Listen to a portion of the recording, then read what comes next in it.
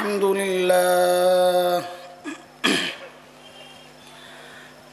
لله نحمده ونستعينه ونستغفره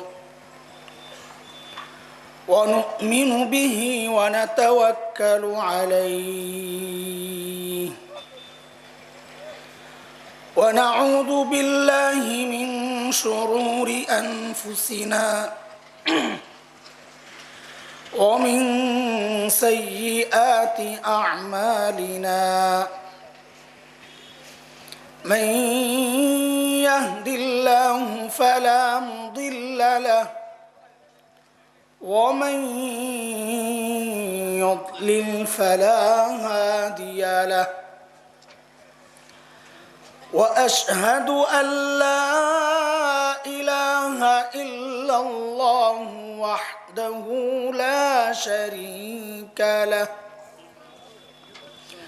وأشهد أن سيدنا وسندنا وحبيبنا ومولانا محمدا عبده ورسوله اللهم صل على محمد وعلى آل محمد كما صليت على إبراهيم وعلى آل إبراهيم إنك حميد مجيد اللهم بارك على محمد وعلى آل محمد كما باركت على إبراهيم وعلى آل إبراهيم إنك حميد مجيد أما بعد فأعوذ بالله من الشيطان الرجيم بسم الله الرحمن الرحيم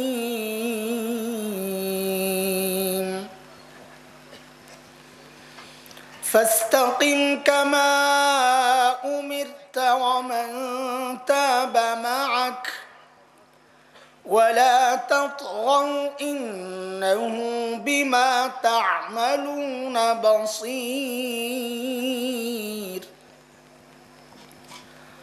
ولا تركنوا إلى الذين ظلموا فتمسكم النار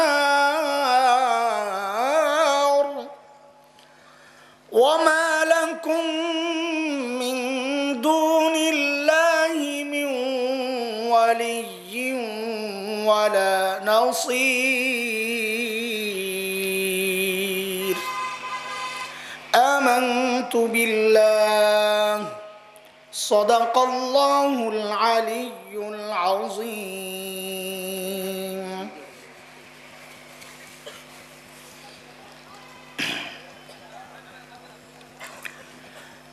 United club Durlabhpur Moulvibazar কর্তৃক আয়োজিত দুর্লভপুর এলাকাবাসীর সার্বিক সহযোগিতায় অনুষ্ঠিত 3 দিনব্যাপী তাফসীরুল কোরআন মহাসম্মেলনের আজকের চলতি অধিবেশনের সম্মানিত সভাপতি, উপস্থিত উলামায়ে কেরাম, মুরব্বিয়ানে আযম, দূর দূরান্ত থেকে আগত ইসলাম প্রিয় সুধী সমাজ, পর্দার আড়ালের মা ও বোন, আল্লাহ সুবহানাহু ওয়া তাআলার অশেষ মেহেরবানি, করুণা আর দয়া, যে মহান মালিক এত চমৎকার এক দিনই পরিবেশে দিনই মজলিসে আমাদেরকে একত্রিত করেছেন, এই জন্য মহান মালিকের শুকরিয়া আদায় করি, জবান খুলে প্রাণ খুলে কালিমাতুশ শুকর উচ্চারণ করি, আলহামদুলিল্লাহ। ইতিমধ্যেই আপনারা শুনেছেন আমার জন্য একটা বিষয় নির্ধারিত, আয়োজকগণ করেছেন। বিষয় নির্ধারণের পর যদি আমাকে জিজ্ঞেস করা হতো এই বিষয়ের আয়াত কোনটা নিলে ভালো হয়, তো আমি ভিন্ন আয়াতের কথা বলতাম। বিষয় তো ঠিক আছে, আয়াতও ঠিক আছে, কিন্তু শুধু ওই বিষয়ের উপর একটা আরো চমৎকার সুন্দর আয়াত আছে ছিল। এখন যে আয়াতগুলো দেওয়া হয়েছে ওখানে বিষয় একটা না, একাধিক বিষয়। বাকি এর মধ্যেই আমি বিষয়টা সাজায় নিছি এখানে বসেই, যে তিনটা বিষয় আমার দুইটা আয়াত তিলাওয়াতকৃত দুইটা আয়াতের মধ্যে তিনটা বিষয় আসছে। এক হচ্ছে দ্বীনের উপর ইস্তেকামাত, যেটা আমার আলোচ্য বিষয়। দ্বিতীয় হচ্ছে দ্বীনের উপর ইস্তেকামাত থেকে আমাদেরকে কি সমস্ত বিষয় সরায়া দেয়, আমরা দ্বীনের উপর অটল দৃঢ় থাকতে পারি না কাদের চক্রান্তের কারণে, এটা আরেকটা বিষয় এই দুইটা আয়াতে আসছে। তৃতীয় বিষয় হচ্ছে দ্বীনের উপর অটল দৃঢ় থাকার পথ কি, পদ্ধতি কি।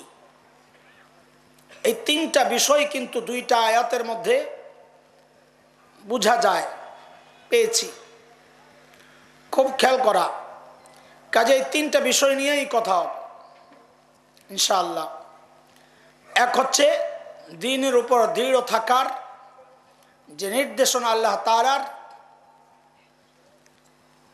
এটা কিভাবে লঙ্ঘন হয়। দ্বীনের উপর দৃঢ় থাকার যে মালিকের নির্দেশনা, এটা কিভাবে লঙ্ঘন হয়, এই এক বিষয়। দ্বিতীয় বিষয় হচ্ছে শুধরানোর উপায় কি, দ্বীনের উপর দৃঢ় কেমনে থাকবো, এই এক বিষয়। আরেকটা বিষয় হচ্ছে কারা আমাদেরকে এই দ্বীনের উপর দৃঢ় থাকা থেকে দূরে ঠেলে দেয়, তাদেরকেও নির্ধারণ করা, এরা কারা। এই তিনটা বিষয় আলোচনায় আসবে ইনশাআল্লাহ। তার আগে আয়াত দুইটার একটু সরল তর্জমা শুনে নেন, তাইলে কিছুটা আন্দাজা আপনারাও করতে পারবেন যে তিনটা বিষয় যে আয়াত দুইটাতে আলোচনা হয়েছে। প্রথম আয়াতে রব্বে করিম বলেন তার প্রিয় হাবিবকে উদ্দেশ্য করে, ফাস্তাকিম কামা উমিরতা, আপনাকে যেমন হুকুম করা হয়েছে দ্বীনের উপর আপনি ঠিক ওই রকমই দৃঢ় থাকেন, কোন রকমের ছাড় নাই, কাটছাট নাই। ওমান তাবা মাআক, এবং এই নির্দেশনা নবী কেবল আপনার জন্য নয়, আপনাকে যারা ফলো করে তাদের জন্যেও। ওয়ালা তাতগাও, মালিকের এই নির্দেশনা অমান্য করবেন না। ইন্নাহু বিমা তা'মালুনা বাসীর, আপনাদের সমস্ত কাজ কিন্তু মালিক দেখেন। এই হলো এক নম্বর আয়াত। দুই নম্বর আয়াত মালিক বলেন, ওয়ালা তারকানু ইলাল্লাযীনা যালামু, যারা জালিম এদের দিকে ঝুঁকবেন না। এখান থেকে আমরা আমাদের একটা আলোচনার বিষয় বের করব যে এই জালিমরাই আমাদেরকে দ্বীনের উপর দৃঢ় থাকা থেকে দূরে সরাইয়া দেয়। এরা কারা এটা নির্ধারণ করব। শেষ আল্লাহ বলতেছেন যদি করেন ফাতামাসসাকুমুন নার, তাইলে কিন্তু জাহান্নামের আগুন আপনাদেরকে গ্রাস করবে। ওমা লাকুম মিন দুনিল্লাহি মিন ওয়ালিয়্যিন ওয়ালা নাসীর, আর জেনে রেখেন ওই বিপদ থেকে বাঁচানেওয়ালা, সাহায্য করেনেওয়ালা আল্লাহ ছাড়া কেউ নাই। সুতরাং আল্লাহ তাআলা যেভাবে বলেন যদি বাঁচতে চান ওইভাবে চলেন। এই হচ্ছে আয়াত দুইটার মোটামুটি তর্জমা। পুরা বিষয়টা মাথায় ঢুকায়া শুরু থেকে আবার কথা শোনা শুরু করেন। আল্লাহ বলছেন ফাস্তাকিম কামা উমিরতা ওয়া মান তাবা মাআক, আপনাকে যেমনটা হুকুম করা হয়েছে আপনি নিজে এবং আপনার অনুসারীরা ঠিক ওইভাবে দ্বীনের উপর কায়েম থাকেন। আমার দ্বীন এমনই, এখানে কোনো কাটছাট নাই। আল্লাহর হুকুম ঠিক যেমন ওইভাবেই মানা লাগবে। নিজস্ব মন গড়া ব্যাখ্যা দিয়া দ্বীনের উপর চলা যাবে না। কিছু ছাড়বো, কিছু গ্রহণ করব, ইসলামে আর সুযোগ নাই। এটা ইহুদি নাসারাদের স্বভাব। আল্লাহ তাআলা তাদের উদ্দেশ্যে বলেছেন ইহুদি নাসারাদেরকে, আফাতুমিনুনা বিবা'দিল কিতাবি ওয়া তাকফুরুনা বিবা'দ ফামা জাযাউ মান ইয়াফআলু যালিকা মিনকুম ইল্লা খিজয়ুন ফিল হায়াতিদ দুনিয়া ওয়া ইয়াওমাল কিয়ামাতি ইউরাদ্দুনা ইলা আশাদ্দিল আযাব ওয়া মাল্লাহু বিগাফিলিন আম্মা তা'মালুন। দ্বীনের কিছু মানো কিছু মানবা না, চলবে না। এটা ইহুদি নাসারাদের স্বভাব। মুমিনদের জন্য মালিকের নির্দেশনা,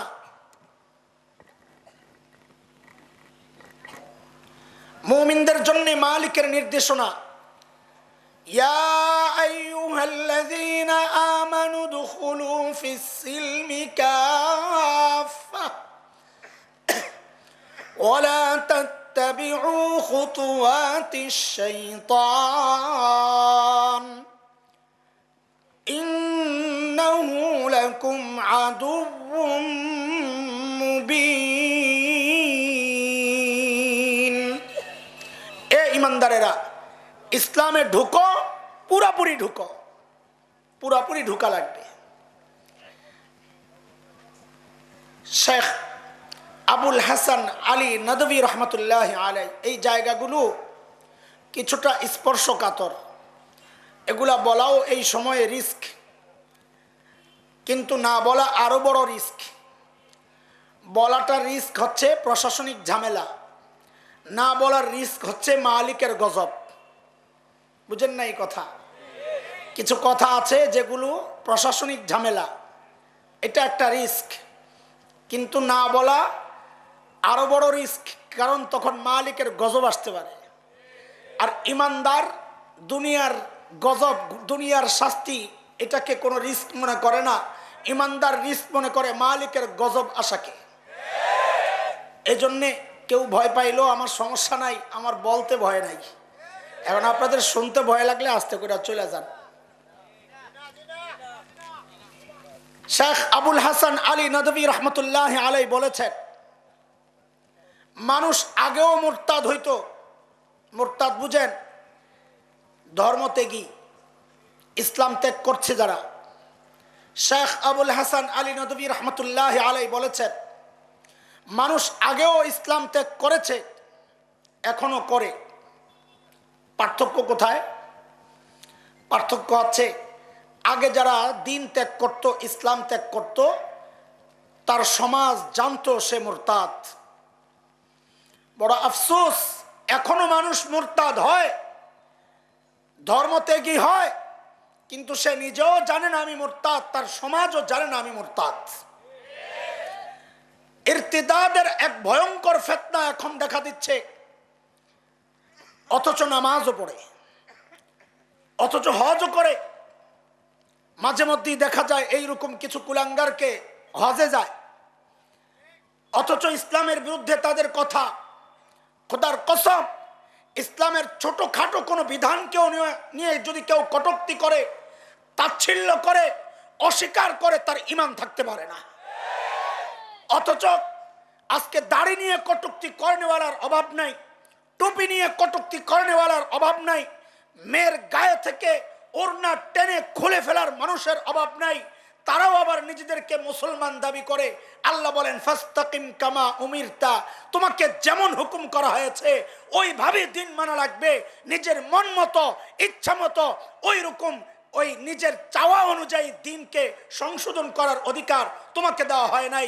যারা করবে ছোটখাটো বিধানকেও যারা অস্বীকার করবে, খোদার কসম সে বেঈমান মুরতাদ। তার হজের কি দাম, তার নামাজের কি দাম? এই জন্য আমি স্পষ্ট বলি, গত কয়েকদিন আগে, কয়েক মাস আগে এক আল্লাহর বান্দা, বাংলাদেশের বড় নেতা মৃত্যুবরণ করছে। আমি একদম স্পষ্ট ঘোষণা দিছি, এই লোকের জানাজা যেন কোনো আলেম না পড়ে। কারণ সে আলেমদেরকে কুত্তার বাচ্চা, আমার বলতে খারাপ লাগতেছে কিন্তু তার শব্দটা হুবহু এইটাই, এটা না বললে হবে না। আলেমকে কুত্তার বাচ্চা বলে গালি দিয়েছিল। অপরাধটা কি? অপরাধটা কি? আলেমের অপরাধ হচ্ছে ওই যে কোর্টের সামনে থেকে, হাইকোর্টের সামনে থেকে গ্রিস মূর্তিকে অপসারণের আন্দোলন করেছিল যে আলেমরা, ওই আলেমদেরকে তারা সে তাচ্ছিল্য করে এই গালিটা দিয়েছিল তার এক দলীয় প্রোগ্রামে। এর দোস্ত, শিরকের পক্ষে যাদের অবস্থান তারা মুসলমান হইতে পারে না, আর বেঈমানের জানাজা মুসলমান পড়তে পারে না। এটা কোরআনের নির্দেশ। মালিক বলেছেন, ওয়ালা তুসাল্লি আলা আহাদিম মিনহুম মাতা আবাদান ওয়ালা তাকুম আলা কবরিহি। যার ঈমানের উপর মৃত্যু হয় নাই, কুফরের উপর যার মৃত্যু হয়েছে, নবী আপনি তার জানাজা পড়বেন না, তার জন্য দোয়া চলবে না। এই ফিতনা এখন স্রোত শুরু হয়েছে। আমি এক দুইটা দেখায়া অন্য কথায় যাব। সূরা আন-নূর আয়াত 31 আল্লাহ তাআলা বলেন, ওয়ালিয়াদরিবনা বিখুমুরিহিন্না আলা জুয়ুবিহিন্না। মেয়েরা যেন তাদের স্বাভাবিক কাপড় পরার পর উপরি দিয়া বড় একটা ওড়না ঝুলাইয়া দেয়। তো বলেন তো, ওড়না এটা কাদের পোশাক? এটা কে নির্ধারণ করেছে? না মৌলবীরা? এটা মৌলবীদের সিদ্ধান্ত। ওড়না পরবে মেয়েরা, এই সিদ্ধান্ত কার? অথচ অবাক বিস্ময়ে আমরা দেখলাম বাংলাদেশের প্রাণ কেন্দ্র ঢাকা, ঢাকার প্রাণ কেন্দ্র মতিঝিল, ওখানে এক স্কুলে শিক্ষিকা ছাত্রীর গা থেকে ওড়না টেনে টেনে খুলে ফেলছে। কেন? এটা নাকি তাদের যে পোশাক, ড্রেস কোড, এই ড্রেস কোডের সাথে নাকি এটা যায় না। কমবখ্ত, আমার মালিক যে ড্রেস কোড দিয়েছে মুমিনরা ওই কোডে পালন করবে। এই সমস্ত কুলাঙ্গার যারা আমার মালিকের স্পষ্ট বিধানের বিরুদ্ধে সরাসরি হস্তক্ষেপ করতে চায়, এরে মুসলমান, সময় হয়েছে জাগার, সময় হয়েছে ওই বিষাক্ত হাতগুলোকে টুকরা টুকরা করার। কথা বলে ঠিক।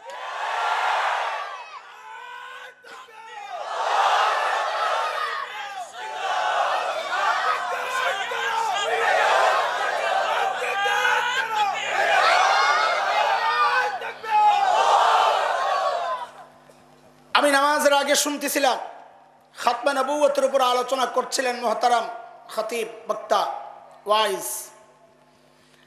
এই মুহূর্তে এই আওয়াজও উঠাইতে হবে।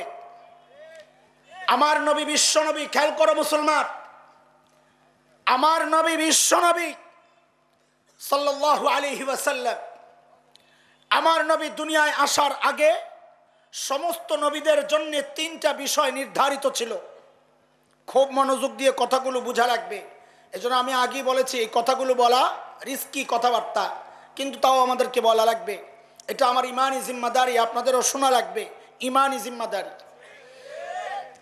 আমার নবী বিশ্বনবী। বিশ্বনবী মানি, বিশ্বনবী মানি কি? মানি বুঝেন? মানি বুঝি না আমরা। মানি বুঝলে এই সমাজে এই ফিতনাগুলো খালি আলেমরা মোকাবেলা করার কথা না, সর্বস্তরের মানুষ তো রাজপথে নামার কথা, সর্বস্তরের মানুষ তো কল্লা দেওয়ার কথা। কিন্তু এগুলো সব মৌলবীদের কান্দে দিয়ে আপনারা ঘুমান ভালো মতন। আমার নবী বিশ্বনবী। বিশ্বনবীর মানে কি? শেষ নবী না, এটাই এই পর্যন্তই শেষ না, কথাটা বুঝে একদম মাথায় ঢুকান বিষয়টা। বিশ্বনবী মানে হচ্ছে আমার নবী দুনিয়ায় আসার আগ পর্যন্ত যত নবী দুনিয়ায় আসছিলেন তাদের সাথে তিনটা বিষয় নির্ধারিত ছিল। বলেন কয় বিষয়? কয় বিষয়? এগুলা আকীদার ব্যাপার, এগুলা বুঝার ব্যাপার। অনেকে এগুলা না জানার কারণে হীনমন্যতায় ভোগে, না জানার কারণে বাতিলকে সাপোর্ট করে, শুধু না জানার কারণে, নিজের নবীকে না চেনার কারণে। এক নম্বর বিষয়, দুনিয়ায় যত নবী এসছেন ওই নবীর জন্যে কওম নির্ধারিত ছিল, তিনি এই কওমের মধ্যে দাওয়াত দিবেন। কওম, কওম বলেন নির্ধারিত। কি ছিল? কওম কি ছিল? এক নাম্বার। দুই নাম্বার, তার অঞ্চল এলাকা নির্ধারিত ছিল, আপনি এই এলাকার মধ্যে দ্বীনের দাওয়াত দিবেন। কোন নবীকে আল্লাহ গোটা দুনিয়ার জন্য নবী বানায়া পাঠান নাই, কোন নবীকে আল্লাহ দুনিয়ার সব কওমের জন্য নবী বানায়া পাঠান নাই। কয়টা গেল? দুইটা। এক নাম্বার, তার কওম নির্ধারিত, সমস্ত কওমের জন্য আল্লাহ তাকে নবী বানান নাই। দুই নাম্বার, গোটা দুনিয়ার জন্য আল্লাহ তাকে নবী বানান নাই, তার অঞ্চল নির্ধারিত। তিন নাম্বার, তার টাইম নির্ধারিত, এই টাইমের বাইরে গেলে ওনার নবুয়তের কাজ শেষ, নবুয়ত শেষ, ওনার যে দিন ছিল ওই দিন স্থগিত। সমস্ত নবীদের বেলায় এই তিনটা বিষয় নির্ধারিত। আবারও মাথায় বসান, এক নাম্বার কওম নির্ধারিত, দুই নাম্বার অঞ্চল নির্ধারিত, তিন নাম্বার সময় টাইম নির্ধারিত। একজন নবীকে আল্লাহ তাআলা সর্বপ্রথম দুনিয়ায় পাঠালেন যার কওম নির্ধারিত না, তিনি সমস্ত ধর্মের মানুষের নবী। যার অঞ্চল নির্ধারিত না, তিনি গোটা দুনিয়ার নবী। এবং যার টাইম নির্ধারিত না, তিনি কিয়ামত পর্যন্ত নবী। এই জন্য আমার নবীকে বলা হয় বিশ্ব নবী, কারণ তিনি নির্দিষ্ট কওমের নবী না, তিনি নির্দিষ্ট অঞ্চলের নবী না, তিনি নির্দিষ্ট টাইমের নবী না। এরে দোস্ত, এই কথাগুলো বলতে হচ্ছে আমাদের, এইভাবে বুঝাইতে হচ্ছে, কারণ অনেকে ছাড় দিতে চায়। উত্তরবঙ্গ পার্বত্য অঞ্চলে খ্রিস্টান মিশনারিরা মুসলমানদেরকে দাওয়াত দিয়ে দিয়ে হাজার হাজার নয় লক্ষ লক্ষ মুসলমানকে খ্রিস্টান বানাচ্ছে। আমরা যখন তাদেরকে ফিরিয়ে আনতে যাই দাওয়াতি কাফেলায়, আমরা প্রশাসনের প্রশ্নের মুখোমুখি হই। প্রশাসন আমাদেরকে জিজ্ঞেস করে, হুজুর গোটা দুনিয়ায় মুসলমানরা অন্য ধর্মের মানুষকে দাওয়াত দিয়ে দিয়ে মুসলমান বানাচ্ছে, সারা দুনিয়া ইসলামের দাওয়াত চলছে, আমেরিকায় চলছে, ইউরোপ আফ্রিকায় চলছে, খ্রিস্টানরা অন্য এলাকা থেকে বাংলাদেশে আইসা দ্বীনের দাওয়াত দিলে সমস্যা কোথায়? আমরা তো কারো পক্ষ থেকে বাধাগ্রস্ত হই না, তো আমরা তাদেরকে কেন বাধা দিব? বুঝে আসছে কথা?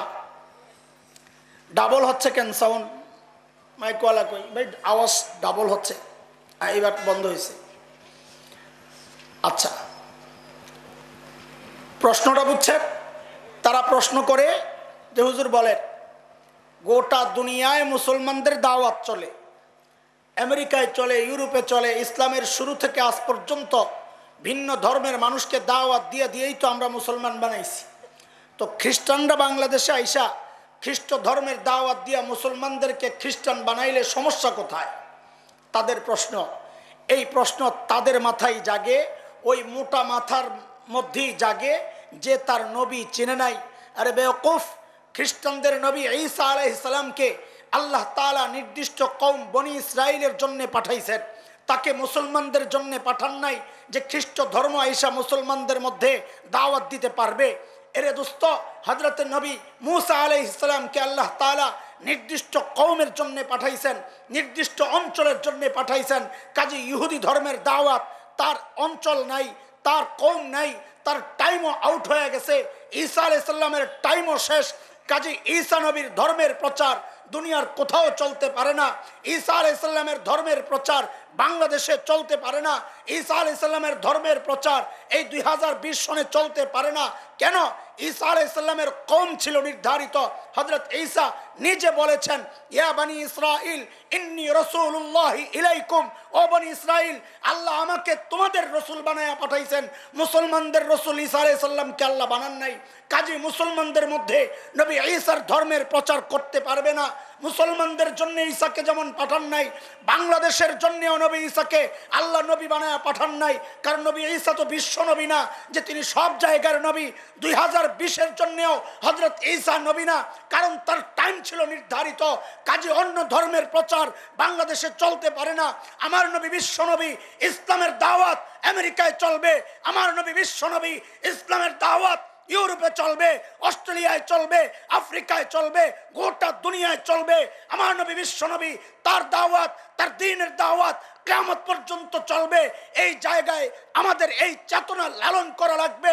নিজের নবীকে যদি বিশ্ব নবী মনে করো, তাইলে এই আওয়াজ উঠাইতে হবে, বাংলাদেশে অন্য কোন ধর্মের প্রচার চলতে পারে না, চলতে দেওয়া হবে না, চলতে দেওয়া হবে না।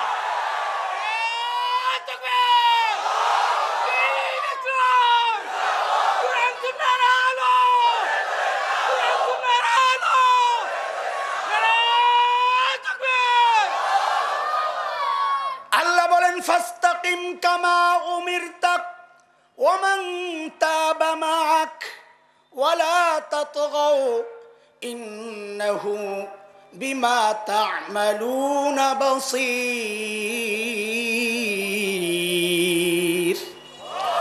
আল্লাহ যেমন চান দিন ওইভাবেই মানা লাগবে। বাংলাদেশে কিছু দিবস উদযাপিত হয়, আমি প্রত্যেকটা দিবস নিয়ে গবেষণা করেছি।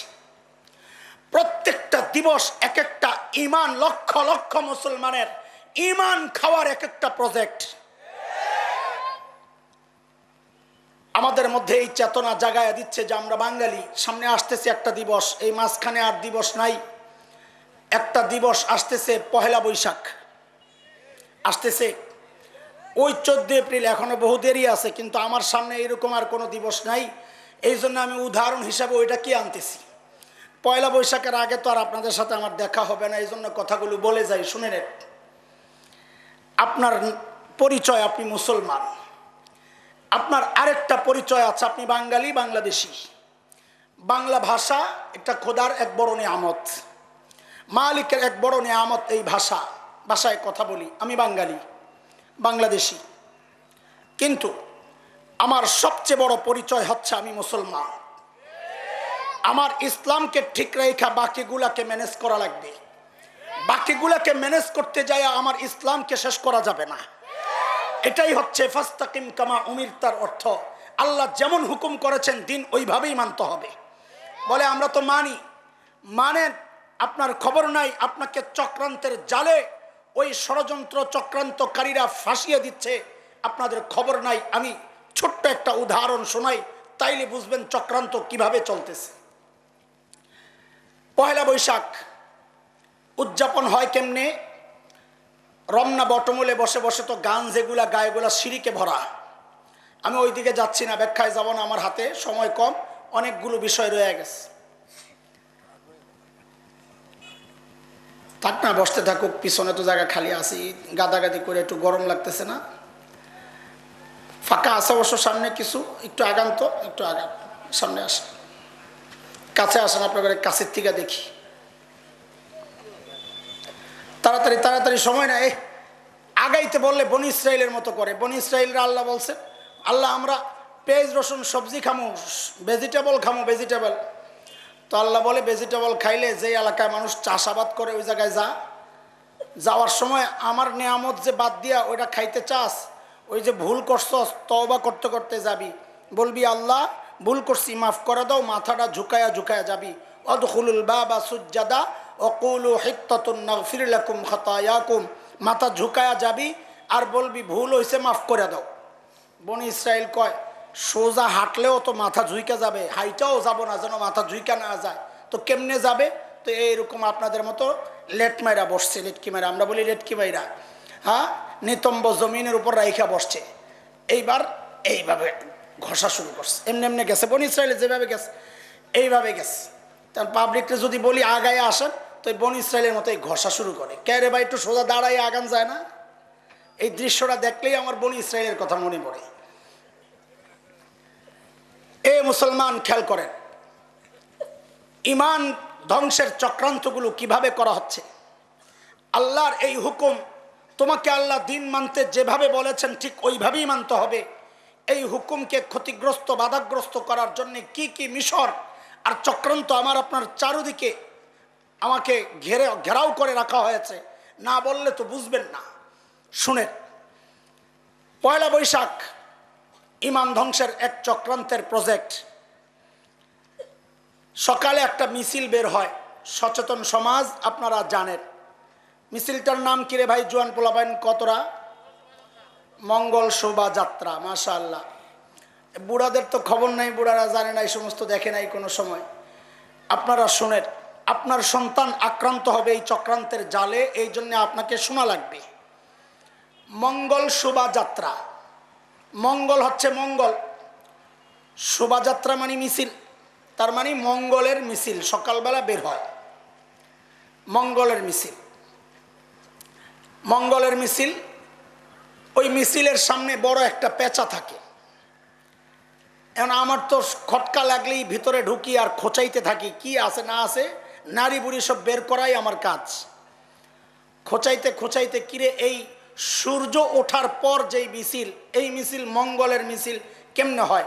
মুসলমানের মঙ্গলের মিছিল তো যখন মুয়াজ্জিন ডাক দেয়, হাইয়া আলাল ফালাহ, কামিয়াবির দিকে আসো, মঙ্গলের দিকে আসো, তখন ওই ডাকে সাড়া দিয়া যারা লাইন ধইরা মসজিদমুখী হবে জামাতে নামাজ পড়ার জন্যে, ওইটাই না মুসলমানের মঙ্গলের মিছিল।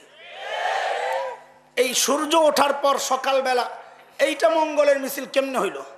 তো তালাশ করতে করতে করতে করতে একটা জায়গায় যাইয়া প্রথমে বাজলো, সেটা হচ্ছে মিছিলের সামনে দেখি বিশাল পেঁচা একটা। কিরে ভাই, মানুষের মিছিলে পেঁচা এলো কেন? পেঁচাও কি বাঙালি? কথা বলে না। জীবজন্তুর কোনো ভাষা নাই, ভাষার পরিবর্তন এটা মালিকের জন্য, মালিকের নিয়ামত মানুষের জন্য। আল্লাহ বলেছেন সূরা রুম আয়াত 22, অমিন আয়াতিহি খালকুস সামাওয়াতি ওয়াল আরদ ওয়াখতিলাফু আলসিনাতিকুম ওয়া আলওয়ানিকুম ইন্না ফি যালিকা লাআয়াতিল লিল আলিমিন। ভাষার পরিবর্তন এটা মালিকের বড় এক নিয়ামত মানুষের জন্য। তো পেঁচাইলো কেন? জীবজন্তুর তো কোনো ভাষা নাই, না আছে? আরে বুঝা বলেন না। আমেরিকার কুকুর ডাক দেয় ঘেউ, ভারতের কুকুর ডাক দেয় মেও।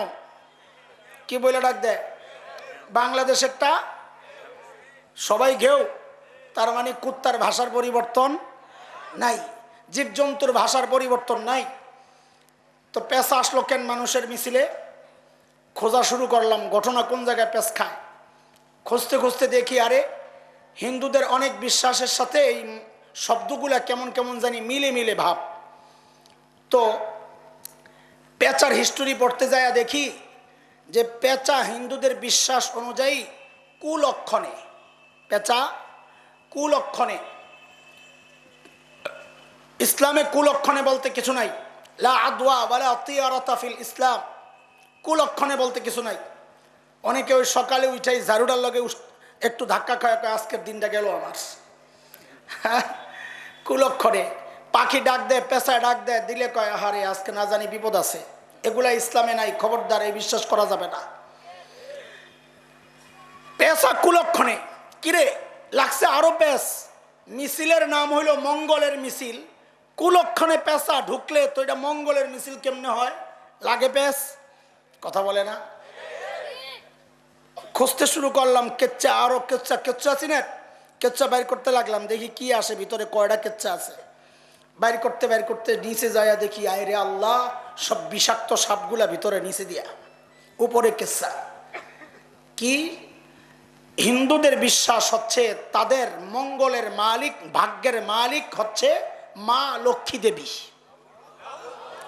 ভাগ্যের মালিক কে? একটু আসতে বললে ভালো হয় না? এই কথাটা বলতো এত ঝিমানি লাগে। ভাগ্যের মালিক কে? বলেছেন কে? সূরা আরাফ আয়াত 188, 188, 9 নম্বর পারা, হাফিজি কুরআন শরীফের 14 নম্বর পৃষ্ঠার প্রথম লাইন, প্রথম আয়াত। রব্বে করিম বলেন, কুল লা আমলিকু লিনাফসি নাফআন ওয়ালা দাররা ইল্লা মা শাআ আল্লাহ। সব ভাগ্যের মালিক কে? হিন্দুদের বিশ্বাস হচ্ছে মা লক্ষ্মী দেবী হচ্ছে ভাগ্য দেবী, আর লক্ষ্মী দেবীর জামাইয়ের নাম হইল বিষ্ণু দেবতা। জামাইয়ের নাম কি? লক্ষ্মী দেবীর আবার মেয়ে আছে 6টা। কয়টা? পদ্মা, পদ্মালয়া, শোভা, কমলা, ইন্দিরা, রমা। এই 6 মেয়ে হইল লক্ষ্মী দেবীর মেয়ের নাম। তো এরপরে ঘটনা কি, আরো খুঁজতেছি ভিতরে কি কি বাইরে দেখি। তো খুঁজতে খুঁজতে দেখি হিন্দুদের বিশ্বাস হচ্ছে লক্ষ্মী দেবীর বাহন পেঁচা। লক্ষ্মী দেবীর বাহন পেঁচা মানে কি? এইবার সবগুলারে মিলন শুরু করলাম হিসাব, যে মিছিলের নাম মঙ্গলের মিছিল, মঙ্গলের মালিক তারা মনে করে লক্ষ্মী দেবীরে, লক্ষ্মী দেবীর বাহন পেঁচা মানে কি? হিসাব সোজা। মা লক্ষ্মী দেবীকে আহ্বান করা হচ্ছে, ও মা লক্ষ্মী দেবী তোমার বাহন রেডি, তুমি আইসা ওই বাহনে বৈশা আমাদের এই মঙ্গলের মিছিলের নেতৃত্ব দাও, এই মিছিলের নেতৃত্ব দাও। তুমি যেহেতু মঙ্গলের মালিক, মিছিলের নেতৃত্ব দিলে আমরা আশা করি আমাদের আগামী বছরটা মঙ্গলের হয়ে যাবে। এই বিশ্বাস কোন মুসলমান করলে তার ইমান থাকবে? ইমান থাকবে। অথচ দেখেন বাঙালি চেতনার নাম দিয়া, বাঙালি চেতনার নাম দিয়া আমার আপনার ইমান খাওয়ার কি চক্রান্ত চলছে, অথচ আমাদের খবর নাই। অনেক বুড়া এখানে বসে বসে চিন্তা করতেছেন, হুজুর এগুলা ঢাকার খবর, আমাদের এই মৌলভীবাজার, আমাদের এই দুর্লভপুর এগুলা নাই, আমাদের জন্য যা জরুরি ওই রকম কিছু কথা বইলা যান। আরে ভাই শুনেন শুনেন, আজকে এই সমস্ত মানুষগুলা এই আওয়াজ উঠাইছে বলেই আজকে ওই চক্রান্তটা একটু ঠান্ডা হয়েছে। 2 বছর আগে সংস্কৃতি মন্ত্রণালয় থেকে একটা আওয়াজ উঠছিল যে মঙ্গল শোভাযাত্রার মিছিল শুধু ওই চারুকলা ইনস্টিটিউট ঢাকার শাহবাগ থেকে বের হবে না, বাধ্যতামূলক প্রত্যেকটা স্কুল থেকে বের করার জন্য একটা আইন করার প্রক্রিয়া চলছিল। এই সমস্ত গোলামদের আওয়াজের কারণে ওই আওয়াজটা চাপা পড়েছিল। এই আযাব আপনার উপরও আসতে পারত, আপনার সন্তানকেও মঙ্গল শোভাযাত্রার মিছিলে অংশগ্রহণের জন্য বাধ্য করতে পারত। চক্রান্ত কিন্তু চলছিল, চক্রান্ত বন্ধ হয় নাই। আমরা হয়তো কিছুদিন চিল্লা চেঁচামেচি করব, তারা ঠান্ডা হবে, আমরা চুপ হব, তারা আবার শুরু করবে। আপনার আমার সচেতন সতর্ক থাকতে হবে, আওয়াজ উঠাইতে হবে। মুসলমানদের এই জমিনে, শাহজালাল শাহপরানের এই জমিনে, হযরত হাফিজের এই জমিনে, হযরত গওহরপুরী রহমতুল্লাহ আলাইহির এই জমিনে মঙ্গল শোভাযাত্রার মতো এইরকম কোন শিরকি প্রকল্প যদি আমার আপনার সন্তানকে দিয়া বাধ্যতামূলক করানোর কোন চক্রান্ত চলে, এ মুসলমান আওয়াজ উঠাইয়া বলতে হবে, করতে হবে, দেখাতে হবে। টেকনাফ থেকে তেতুলিয়া আন্দোলনের দাবানল জ্বালাতে হবে, দাবানল জ্বালাতে হবে।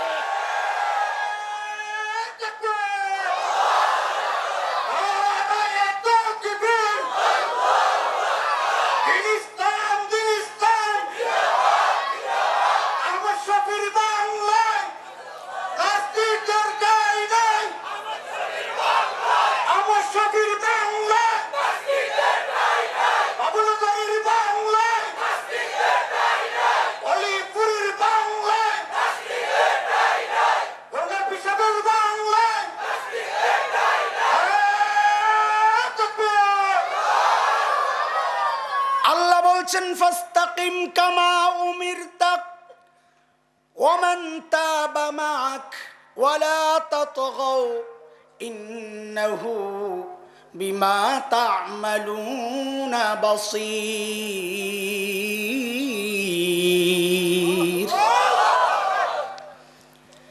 ইন্নাহু বিমা তা'মালুনা বাসীর, এই অংশটার ব্যাখ্যা সবার শেষে করব ইনশাআল্লাহ। বলতেছিলাম কোন কোন পদ্ধতিতে আল্লাহর এই নির্দেশ আমরা অমান্য করি, কিছু নমুনা দেখাচ্ছিলাম। এভাবে নমুনা দেখাইতে গেলে সারা রাত যাবে। আমার হাতে এত এত উদাহরণ এই সমাজের উদাহরণ। প্রতিরোধ প্রতিবাদ শুধু আলেমদের জিম্মাদারি না, ঈমান কি আলেমদের একার? নবী আলেমদের নবী, আর আপনাদের না। জান্নাতে খালি আলেমদের যাওয়া লাগবে আর আপনাদের যাওয়া লাগবে না। নবীর মোহাব্বত খালি মুখে মুখে বইলা রবিউল আউয়াল আসলে মিছিল বের করে আনন্দ করলে নবীর মোহাব্বত শেষ? দাঁড়ায়া দাঁড়ায়া মিলাদ পড়ার মধ্যেই নবীর মোহাব্বত শেষ? না না, নবীর মহব্বত প্রকাশ করার ক্ষেত্রেও সর্বোচ্চ আল্লাহ যেমন চেয়েছেন ওইভাবেই বলা লাগবে। আল্লাহ কেমন চেয়েছেন কোরআন কি বলে? নবীর মহব্বতের ক্ষেত্রে, দ্বীনের মহব্বতের ক্ষেত্রে আল্লাহ কি বলেছেন? সূরা তাওবা আয়াত 12, 10 নম্বর পারা, হাফিজি কোরআন শরীফের 7 নম্বর পৃষ্ঠার 10, 11 লাইন নাম্বারগুলো, লাইনগুলো দেখেন, খোলেন। মালিক কি বলেন? মালিক বলেন, ওয়া ইন্নাকাসু আইমানাহুম মিন বা'দি আহদিহিম ওয়া তা'আনু ফি দীনিকুম ফাকাতিলু আইম্মাতাল কুফর ইন্নাহুম লা আইমানা লাহুম লাআল্লাহুম ইয়ান্তাহুন। মালিক বলেন, যারা বারবার চুক্তি লঙ্ঘন করে, যারা দ্বীনকে নিয়ে কটাক্ষ করে, দ্বীনের অংশ আমার নবী আছে কি নাই? কথা বলেন না। আমার মালিক আছে কি নাই? যে সমস্ত বাউলরা আমার মালিক সম্পর্কে উদ্ভট কথাবার্তা বলে, যাদের ঈমান নাই তারা মুরতাদ। যেই সমস্ত বাউলরা দ্বীনকে নিয়ে বাজে কথা বলে, সাইয়্যিদানা আদম আলাইহিস সালামের উপর বিশ্বাস করা এটা আমার ঈমানের অংশ। সূরা বাকারা আয়াত 85 মালিক বলেছেন, আমানার রাসূল বিমা উনজিলা ইলাইহি মির রাব্বিহি ওয়াল মুমিনুন কুল্লুন আমানা বিল্লাহ ওয়া মালাইকাতিহি ওয়া কুতুবিহি ওয়া রুসুলিহি লা নুফাররিকু বাইনা আহাদিম মির রুসুলি। সব রাসূল নিষ্পাপ, সমস্ত রাসূল আল্লাহ প্রেরিত। হযরতে সাইয়্যিদানা আদম তিনিও রাসূল। এই আদমকে নিয়ে যারা বাজে কটূক্তি, বাজে মন্তব্য করেছে, হযরতে আদমকে যারা আসামির কাঠগড়ায় দাঁড় করানোর চেষ্টা করেছে, এর দোস্তক হযরতে নবী ইউসুফ আলাইহিস সালাতু ওয়াস সালামকে নিয়ে যারা বাজে সিনেমা তৈরি করেছিল, ইউসুফ জুলাইখার অমর প্রেম কাহিনী নাম দিয়া এইরকম বহু নবীর উপর যারা মিথ্যারোপ করে করে নিজেদের বেঈমানির প্রমাণ রেখেছে, এই সমস্ত বাউলগুলা, শয়তানগুলো আজকের সমাজে গানের নামে, যাত্রাপালার নামে সারা রাত ভরে ভরে মানুষকে ঈমান বিধ্বংসী গান শোনায়া শোনায়া মানুষের ঈমান শেষ করার চক্রান্তে লিপ্ত হচ্ছে। তাদের জন্য মালিকের পক্ষ থেকে একটাই শাস্তি নির্ধারিত, ফাকাতিলু আইম্মাতাল কুফর। এরা খালি কুফর না, এরা কুফরের লিডার। এদের একটাই শাস্তি, মৃত্যুদণ্ড। অন্য কোনো শাস্তি মালিক বলেন নাই। লা ঈমানা লাহুম, কোনো সিদ্ধান্ত নাই, কোনো আপোষ নাই, কোনো চুক্তি নাই। তাদের শাস্তি একটাই, মৃত্যুদণ্ড। আমার নবীকে নিয়ে যারা কটূক্তি করে তাদের শাস্তি একটাই, মৃত্যুদণ্ড। এটাই মালিকের নির্দেশনা। ফাস্তাকিম কামা উমিরতা, মালিক যেমন বলেছেন দিন ওইভাবেই মানতে হবে। মালিক বলেছেন এরা যারা কটূক্তি করে তাদের মৃত্যুদণ্ড ছাড়া অন্য কিছু মানা যাবে না। মালিকের সিদ্ধান্তের সাথে আমরাও একমত হয়ে বলতে চাই, দিনকে নিয়ে যারা কটূক্তি করে, মালিক রবকে নিয়ে যারা কটূক্তি করে, আমার নবীকে নিয়ে যারা কটূক্তি করে, ফেরেশতাদের সম্পর্কে নিয়ে যারা কটূক্তি করে, অন্যান্য নবীদেরকে নিয়ে যারা কটূক্তি করে, তাদের অন্য কোনো শাস্তি মানি না। ওই চোখ দেখানো আইওয়াশ মার্কা গ্রেফতার, এটাই সীমাবদ্ধ থাকলে মুসলমান চুপ থাকবে না। মুসলমানদের একটাই দাবি, ওই কুলাঙ্গারদের মৃত্যুদণ্ড চাই, মৃত্যুদণ্ড চাই।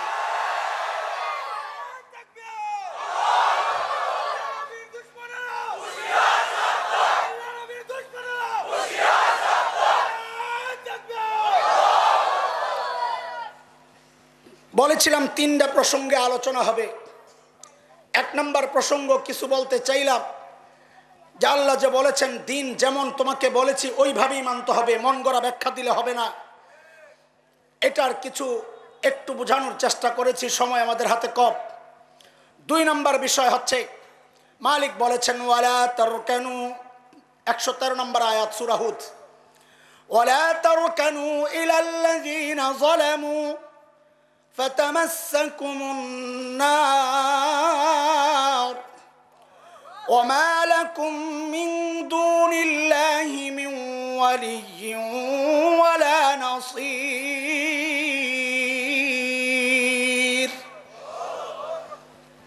মালিক বলেন যারা জালিম এদের দিকে ঝুঁকা যাবে না, এদের প্রতি কোনো সিম্পথি প্রকাশ করা যাবে না, সহানুভূতি প্রকাশ করা যাবে না। আজকের এই সমাজে কাদিয়ানীদের পক্ষে কথা বলার মতো কিছু নামদারি কুলাঙ্গার মুরতাদ নামদারি মুসলমানও আমরা দেখি। আজকে বাউলদের পক্ষে সংসদে বক্তব্য দেওয়ার মতো কুলাঙ্গারও আমরা দেখেছি। আমরা সাধুবাদ জানাই মাননীয় প্রধানমন্ত্রীকে, তিনি ওই সংসদের মধ্যেই চপেটাঘাত করেছেন, জবাব দিয়েছেন মাননীয় প্রধানমন্ত্রী। 14 কোটি 18 কোটি যত বলি সংখ্যা যাই বলি, সমস্ত মুসলমানদের পক্ষ থেকে সংসদে মাননীয় প্রধানমন্ত্রী জবাব দিয়েছেন। আমরা সাধুবাদ জানাই। এটাই চাই আমরা, ইসলামের বিরুদ্ধে যারা অবস্থান করবে, তাদের পক্ষ অবলম্বন যারা করবে, তারা ওই মুসলমানদের ট্যাক্সে চলা সংসদের প্রতিনিধিত্ব করতে পারে না। কথা বলেন ঠিক কিনা? এরা কারা? ওই জালেম কারা যারা আমার দিন থেকে আমাকে বিচ্যুত করতে চায়? আমি যদি আপনাকে প্রথমেই জিজ্ঞেস করতাম, এই আমাদের শত্রুকে, তা আপনারা সবাই এক বাক্যে বলতেন আমাদের শত্রু শয়তান, বলতেন না? না, আজকে থেকে হেডলাইন চেঞ্জ করতে হবে, যে শত্রুকে জিজ্ঞেস করলে জবাব আসবে আমাকে আমার দ্বীনের উপর চলতে, আমার মালিক থেকে যারা বিচ্ছিন্ন করে, দ্বীনের উপর চলতে যারা বাধা সৃষ্টি করে, এরাই আমার শত্রু। এটা শয়তানও হইতে পারে, আমার বাবাও হইতে পারে, এটা শয়তানও হইতে পারে, আমার সন্তানও হইতে পারে, এটা শয়তানও হইতে পারে, আমার নেতা আর খেতাও হইতে পারে। যেই হোক, যে আমাকে আমার মালিক থেকে বিচ্ছিন্ন করতে চাইবে সেই আমার শত্রু। এরাই জালিম। আল্লাহ বলেন এই জালিমদের সাথে কোনো সম্পর্ক রাখা যাবে না। ওয়ালা তারকানু ইলাল্লাযীনা যালামু, জালিমদের প্রতি কোনো সহানুভূতি প্রকাশ করা যাবে না, তাদের দিকে ঝুঁকা যাবে না। আমার ঝুঁক একদিকে, আমার মালিকের দিকে। কার দিকে বলে? আমার মালিক যা বলেছেন তাই আমরা মানব। এর জন্য মালিকের দেওয়া জীবনটা যদি উৎসর্গ করা লাগে, আমরা তো সেটা গর্বের সাথেই করতে রাজি আছি ইনশাআল্লাহ। রাজি আছি মুসলমান ইনশাআল্লাহ। আল্লাহ কবুল করেন, আমিন। এরা কারা? আমাদের বড়রা এদেরকে খুঁজে খুঁজে বের করে আমাদের সামনে পেশ করেছেন। এরা কারা? যারা আমাকে আমার মালিক থেকে বিচ্ছিন্ন করতে চায়। একটা তো আছে শয়তান, এটা তো নিশ্চিত, সবাই জানে শয়তান আমাদের শত্রু। এই কথা কার? আরে বলেন না। আল্লাহ বলেছেন সূরা আল ফাতির আয়াত 6, 22 নম্বর পারা, হাফিজি কুরআন শরীফের 14 নম্বর পৃষ্ঠা, 3 নম্বর লাইন। রব্বে করিম বলেন, ইন্নাশ শাইতানা লাকুম আদুউন ফাত্তাখিযুহু আদুওয়া ইন্নামা ইয়াদউ হিজবাহ লিয়াকুনু মিন আসহাবিস সাঈর।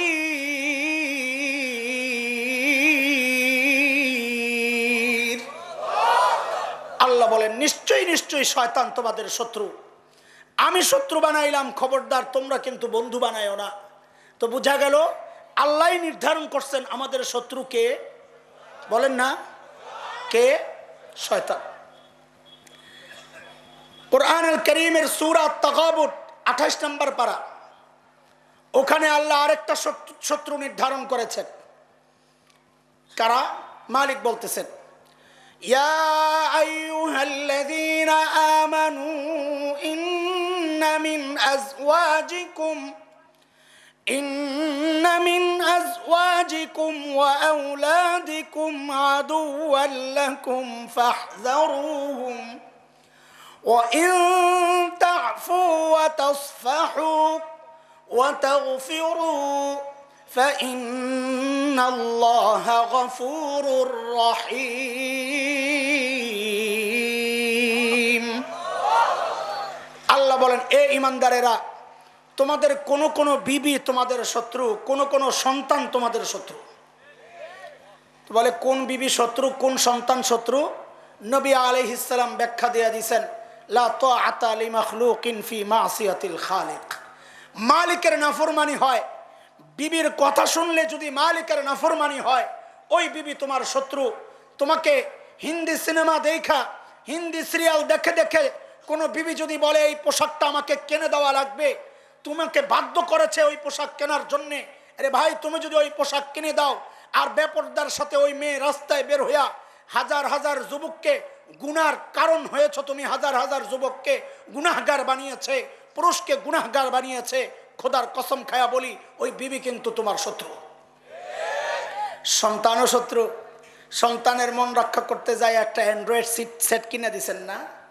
হ্যাঁ, একটা অ্যান্ড্রয়েড সেট কেনার মতো এইরকম বিষাক্ত সাপ এখনকার প্রজন্মের জন্য এর চেয়ে বড় মারাত্মক বিষাক্ত সাপ আমার নজরে আর একটাও নাই। একটা অ্যান্ড্রয়েড সেট একটা বাচ্চাকে ধ্বংস করার জন্য, বাচ্চা না শুধু একটা সমাজকে ধ্বংস করার জন্য একটা অ্যান্ড্রয়েড সেটই যথেষ্ট। আজকে যেই সন্তানের আবদার রক্ষা করতে যায়, তার মন রক্ষা করতে যায়, আপনি তার কথাগুলো শুনেছেন, কোরআন কি বলে জানেন? ওই সন্তান একদিন আপনার বিরুদ্ধে আল্লাহর আদালতে নালিশ করবে। সূরা আহজাব আয়াত 67-68, 22 নম্বর পারা, হাফিজ কোরআন শরীফের 6 নম্বর পৃষ্ঠার 4, 5, 6 নম্বর লাইনগুলো পড়েন। দেখেন মালিক কি বলে। মালিক বলতেছেন, ইয়াউমা তুকাল্লাবু ওয়ুজুহুহুম ফিন-নার ইয়াকুলুনা ইয়া লাইতানা আতা'না আল্লাহা ওয়া আতা'না আর-রাসূলা ওয়া ক্বালু রাব্বানা ইন্না আতা'না সাদাতানা ওয়া কুবারা'ানা فأضلونا السبيلا ربنا آتهم ضعفين من العذاب والعنهم لعنا كبيرا। সন্তান দাঁড়ায় বলবে, আল্লাহ ইন্না আতা'না সাদাতানা ওয়া কুবারা'ানা, আল্লাহ নেতাদের কথা শুনে আজকে আমার এই অবস্থা, আল্লাহ মা বাবার কথা শুনে আমার এই অবস্থা, আমাকে শাস্তি দেন দেন, কিন্তু যাদের কারণে আমি নষ্ট হলাম এদেরকে আমার চেয়ে ডাবল শাস্তি দেন। আতিহিম দিআফাইনি মিনাল আযাব, শুধু ডাবল শাস্তি নয়, কখনোই যেন তারা আপনার অনুগ্রহের পাত্র না হয়। ওয়াল আনহুম লা'নান কাবীরা, এদেরকে আপনার রহমত থেকে দূরে ঠেলে দেন, লানত বর্ষণ করেন। আপনার সন্তান আল্লাহর আদালতে আপনার আমার বিরুদ্ধে নালিশ করবে। অথচ এই বাচ্চাগুলো আমার জন্য সুপারিশ করেনেওয়ালাও হইতে পারত। বলেন, এই বাচ্চাগুলো আমার মৃত্যুর পর আমার আপনার জন্য মালিকের দুয়ারে হাত পেতে রহমতের দোয়াও করতে পারত। ইস্তেকামত কাকে বলে? ফাস্তাকিম কামা উমিরতা। কোরআনে 2টা উদাহরণ আসছে বড় চমৎকার। ইস্তেকামত কাকে বলে, দৃঢ়তা কাকে বলে, সন্তানের ভালোবাসায় মালিককে না ছাড়া, স্বামীর শ্রদ্ধা মুখের দিকে তাকায়া মালিককে না ভুলার ইস্তেকামতের উদাহরণ আসছে কোরআনে 2টা। ফেরাউনের নাম শুনছেন? ফেরাউনের ঘরে এক মেয়ে কাজ করত, হযরতে মাসতা রাদিয়াল্লাহু আনহা। কোরআনে তার গল্প আসছে, হাদিসে আসছে। হযরতে মাসতা একদিন, ফেরাউনের একটা পালক মেয়ে ছিল, ফেরাউনের কোনো আপন সন্তান ছিল না। একদিন ফেরাউনের মেয়ের, ওই পালক মেয়ের মাথা আশ্রাইতেছিল হযরতে মাসতা রাদিয়াল্লাহু আনহা। হঠাৎ হাতের থেকে চিরুনিটা পড়ে গেছে। আরে ভাই, ফাস্তাকিম কামা উমিরতা, ইস্তেকামত কাকে বলে একটু খেয়াল করেন। যেই না হাতের থেকে চিরুনিটা পড়ে গেছে, তা হযরতে মাসতা রাদিয়াল্লাহু আনহা ওই চিরুনিটা ওঠানোর সময় আল্লাহর নাম মুখ দিয়ে বের হয়ে গেছে অনিচ্ছায়। এটা হাদিসের কথা। যার মুখের ঈমান কলবের ঈমান হয়ে যায়, ওই ঈমান গোপন করা যায় না, ওইটা প্রকাশ পাইয়েই যায়। যে মানুষগুলা দাড়ি রাখছে, আপনি মনে করেন না দাড়িটা এমনি রাখছে, বরং বরং তার মুখের ঈমান কলবের ঈমান হইয়া এটা দাড়ি দিয়া প্রকাশ পাইয়া গেছে। একজন মানুষ বোরকা পরছে, বোরকা, আপনি মনে করেন না বোরকাটা এমনি পরছে, তার মুখের ঈমান কলবের ঈমান হইয়া ওইটা ওই বোরকা দিয়া প্রকাশ পাইয়া গেছে। যেই না হযরতে মাসতা রাদিয়াল্লাহু আনহা আল্লাহর নাম উচ্চারণ করলেন, ফেরাউনের মেয়ে জিজ্ঞেস করে, হে মাসতা, তুমি কার নাম উচ্চারণ করলা? হযরতে মাসতা বলেন, আমি আমার মালিকের নাম উচ্চারণ করেছি, আমি আমার রবের নাম উচ্চারণ করেছি। ফেরাউনের মেয়ে বলে, তুমি কি আমার বাবারে রব মানো না? হযরতে মাসতা বলেন, তোমার বাবার রব হইলে না মানব? বলে তাইলে তোমার রব আবার কে? বলে রব্বুস সামাওয়াতি ওয়াল আরদ, যিনি আসমান জমিনের রব তিনি আমার রব, তিনি তোমার বাবারও রব তোমারও রব। আল্লাহু আকবার। ফেরাউনের মেয়ে যায় ফেরাউনের কাছে নালিশ করেছে, বাবা দুনিয়ার মানুষকে তুমি রব না মানলে মৃত্যুদণ্ড দাও, অথচ ঘরের মধ্যে মাস্তাক তোমাকে রব মানে না, সে মূসার রবকেই রব মানে। ফেরাউন খেপছে, মহা খেপা।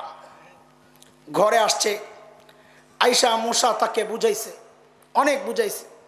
বুঝাইলে কি হবে, ইমানদার বুঝে একটাই, আমার রব।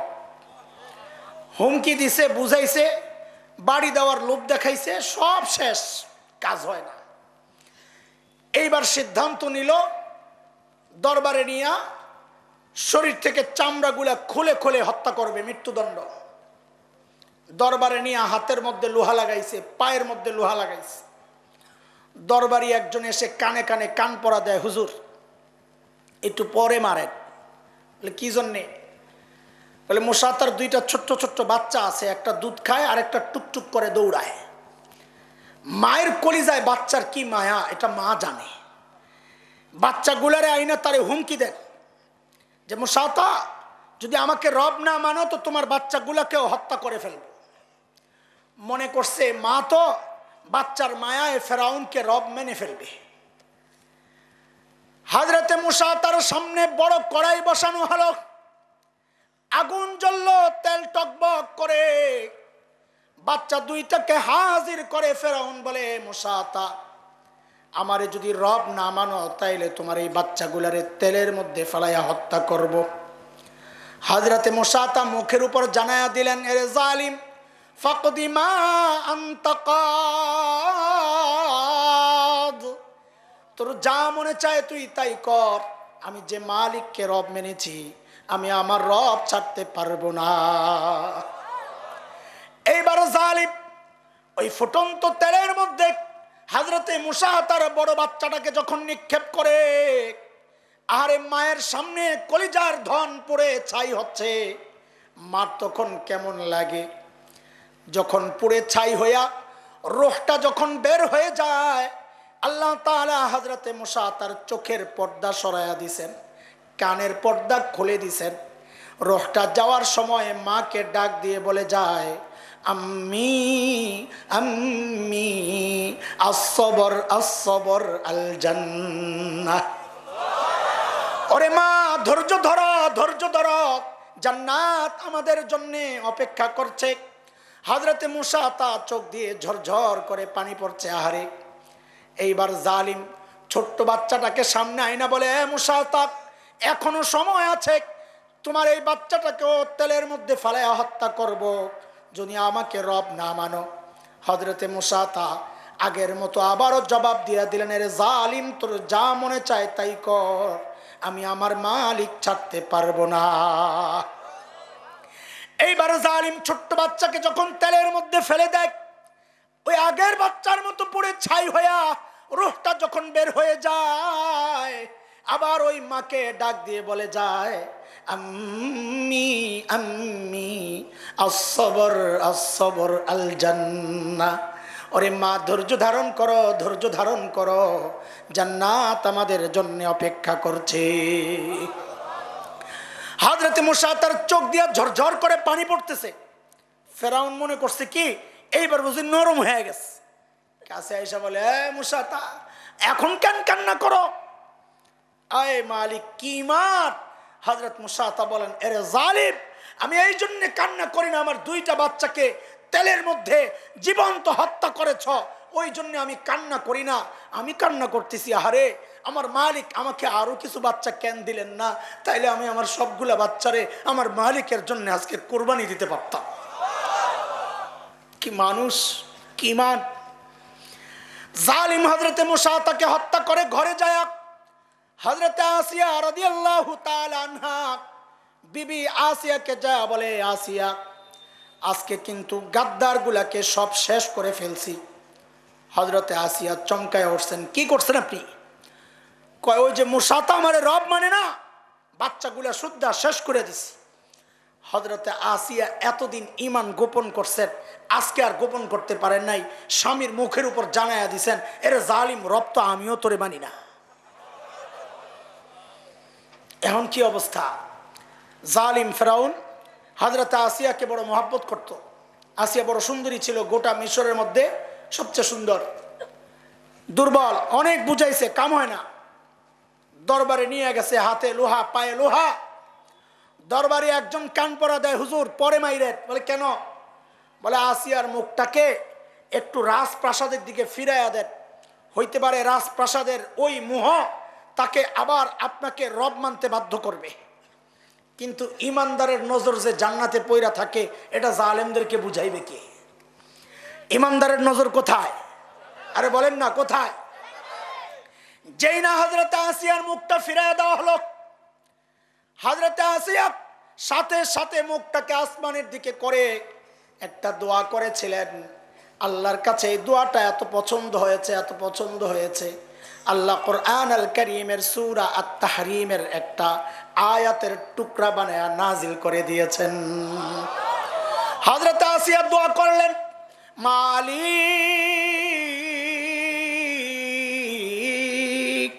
তোমারি জান্নাতে তোমারি কাছে আমায় একটি ঘর বানিয়ে দিও। রব্বি বিনিলি ইনদাকা বাইতান ফিল জান্নাহ ওয়ানাজ্জিনি মিন ফিরআউনা ওয়া আমালিহি ওয়ানাজ্জিনি মিনাল কওমিজ জালিমিন। এর নাম ইস্তিকামাত, এর নাম ইস্তিকামাত, এর নাম দৃঢ়তা। সন্তানের মায়ায় মালিক ছাড়া যাবে না, স্বামীর ইজ্জত রক্ষায় মালিক ছাড়া যাবে না।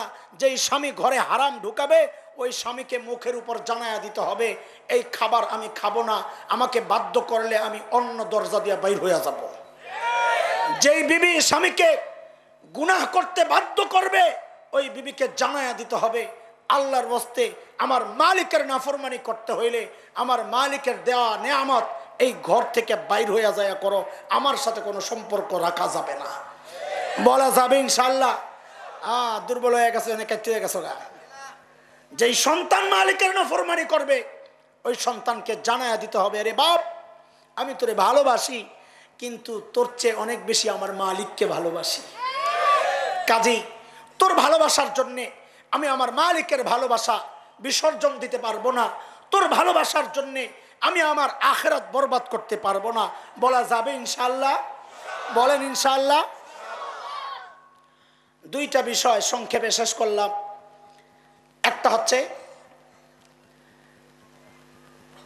কোন কোন লাইনে আমরা ইস্তিকামাত থেকে, ঈমানের উপর দৃঢ়তা থেকে আশপাশে হটে যাই। সমসাময়িক কিছু বিষয় আপনাদের সামনে তুলে ধরার চেষ্টা করেছি। আরেকটা বিষয় হচ্ছে কারা আমাকে আমার মালিক থেকে বিচ্ছিন্ন করতে চায়। দুইটা কথা বলেছি, এক হচ্ছে শয়তান, আরেক হচ্ছে আমার আশপাশের মানুষ। এটা আমার নেতাও হইতে পারে, আমার দলও হইতে পারে, আমার বিবিও হইতে পারে, আমার বাবাও হইতে পারে, আমার সন্তানও হইতে পারে, আমার বন্ধুও হইতে পারে। বুঝে আসছে না কথা? শেষ কথা, মালিক কিন্তু একটা হুমকি দিয়ে রাখছেন। হুমকি, হুমকি, ইন্নাহু বিমা তা'মালুনা বাসীর। বান্দারে তুই মনে করিস না আমার কোনো খবর নাই, তুই যা করস আমি সব দেখি। মালিক সব দেখেন, সব। এই প্রসঙ্গে ঢুকার আগে আরেকটা বিষয় ঘুরাইয়া আনি। মালিকের নাফরমানি যখনই আমরা করি তখন কিন্তু মালিক থেকে আমরা বিচ্ছিন্ন হই। বান্দা যখন নাফরমানি করে তখন মালিক থেকে বিচ্ছিন্ন হয়ে যায়। এটা হাদিসের কথা। লা ইয়াজনি যানি হিনা ইয়াজনি ওয়া হুয়া মুমিন ওয়া লা ইয়াসরিকু সারিক হিনা ইয়াসরিক ওয়া হুয়া মুমিন। কেউ যখন জিনা করে তখন সে ঈমানের উপর থাকে না, কেউ যখন চুরি করে সে ঈমানের উপর থাকে না। মানে কি? মুহাদ্দিসিনে কেরাম বলেছেন, এর মানে হচ্ছে গুনাহ অবস্থায় বান্দা মালিক থেকে বিচ্ছিন্ন হয়ে যায়। এজন্য বিশেষ করে যুবকরা ভাই, এই শেষ কথাগুলো একটু মনোযোগ দিয়ে শোনো। সেটা হচ্ছে আমরা তো মানুষ, আমরা তো নবী না, ফেরেশতাও না। ফেরেশতাদের গুনাহ করার ক্ষমতাই ছিল না, নাই। সূরা তাহরিম আয়াত 6 28 পারা 19 পৃষ্ঠা মালিক জানায়া দিয়েছেন, লা ইয়াসুনাল্লাহা মা আমারাহুম ওয়া ইয়াফআলুনা মা ইউমারুন। ফেরেশতারা আল্লাহ যা বলেন তাই মানতে বাধ্য, ব্যতিক্রমের কোনো সুযোগ সামর্থ্য কোনোটাই তাদের নাই। কাজে আমরা ফেরেশতা না, আবার আমরা নবীও না যে আল্লাহ তাআলা আমাদেরকে গুনাহ থেকে বাঁচায়া দিবেন। সমস্ত নবীরা কি ছিল? নিষ্পাপ, মাসুম। সমস্ত নবীরাই মাসুম। কোন নবী কোনো গুনাহ করেন নাই, ভুল করেছেন। কোন নবী কোনো গুনাহ করেন নাই, কি করেছেন? ভুল করেছেন। ভুল আর গুনাহ এক জিনিস না, ভুল আর গুনাহ এক জিনিস না। খুব খেয়াল করেন, এগুলা দিয়া দিয়া বিভ্রান্ত কিছু মুসলমান আমাকে আপনাকে বিভ্রান্ত করে। বাতিল ফিরকার অনেকে এই কথাগুলো, এই দলিলগুলো দিয়ে দিয়ে আমাকে আপনাকে বিভ্রান্ত করে। আজকে থেকে জানবেন, ভুল আর গুনাহ এক জিনিস না। হযরতে সাইয়েদনা আদম আলাইহিস সালাতু ওয়াস সালামের দলিল আনে। দলিল আইনা কি বলে? যে আল্লাহর হুকুমের অমান্য করছেন। আল্লাহ বলছেন ফাআসা আদম, আদম আল্লাহর হুকুম অমান্য করছে। তো আল্লাহ নিজেই তো বলছেন আদম গুনাহ করছে। এই পোলা ভাই আর আসবা না এদিকে, এই গুডুর গুডুর এতক্ষণ করছে, এখন আবার উঠা যায়। সামনে থেকে বসতে দিয়েন না, সামনে আরো 2 দিন আছে না, একটু সাইডে সুইডে বসায় দিয়েন। এরা আসা যাওয়া করবে, যেদিক দিয়ে রাস্তা ওই কোনায় বসায়, তাড়াইয়া দিয়েন না। তাড়াইয়া দেওয়া এটা আরেক মুসিবত। এরা থাকবে। আমি তো মনে করি আমার চেয়ে এদের ভবিষ্যৎ উজ্জ্বল। মানে এই বয়সে আমি তো সামনে আইসা মাহফিল শুনতে বসি নাই, সে তো বসছে। কাজে আমার চেয়ে তার ভবিষ্যৎ কি? উজ্জ্বল, উজ্জ্বল। আমার ছোটবেলার চেয়ে তার ছোটবেলা উত্তম। তো আমি আশা করব আমার বড়বেলার চেয়ে তার বড়বেলা উত্তম হোক ইনশাআল্লাহ। তাড়াইয়া দিয়েন না, একটু দুষ্টমির সুযোগ করে দিয়েন। রাস্তার কাছে বসায়েন, যেন মন চাইলে উঠবে, মন চাইলে আসবে।